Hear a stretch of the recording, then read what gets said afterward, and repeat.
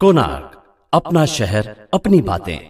अधिकारी बनून लोकांना फसवणूक केलेली आहे. काय नक्की प्रकरण आहे? 31 एप्रिल 2022 या दरम्यान आणि एप्रिल महिन्याच्या दरम्यानमध्ये एक सुनील धुमाळ नावाचा एक इसम आहे की जो मूळचा सातारा जिल्ह्यातील आहे आणि हा कोपरखैरणे येथे राहतो. तो काही काळ कॉन्ट्रॅक्ट बेसिसवर CBI विभागामध्ये ड्रायव्हर म्हणून कामास होता.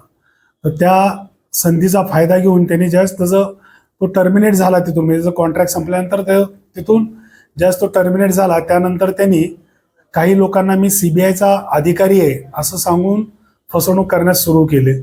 त्यामध्ये एक प्रसाद घोरपडे म्हणून कसबा बावडा कोल्हापूरचा एक इसम आहे, तो आणि त्याचा एक मित्र जैन, या दोघांना त्यांनी आपल्या इथं जे बचत भवन कार्यालय आहे CBD मध्ये तिथे त्यांना भेटला आणि त्यांना सांगितलं की मी CBIचा अधिकारी आहे आणि कोल्हापूर जिल्ह्यातील आजरा गाव इथे जी 500 एकर वन विभागाची जागा आहे ती वन विभागाची जागा मी तुम्हाला तुमच्या नावावर करून देतो असा त्यांना सांगून त्यांनी वन विभागाची एक बनावट NOC त्यांना दाखवली.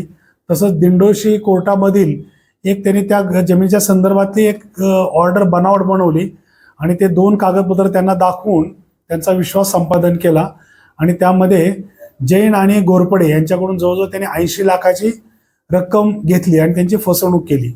कारण तो CBIचा कुठलाही कर्मचारी नसताना, तसंच फॉरेस्ट डिपार्टमेंटचे त्याचं कोणतंही कनेक्शन नसताना त्यांनी मी CBIचा अधिकारी आहे आणि वन विभागाची जमीन तुम्हाला हस्तांतरित करून देतो असं सांगून त्यांची फसवणूक केलेली आहे.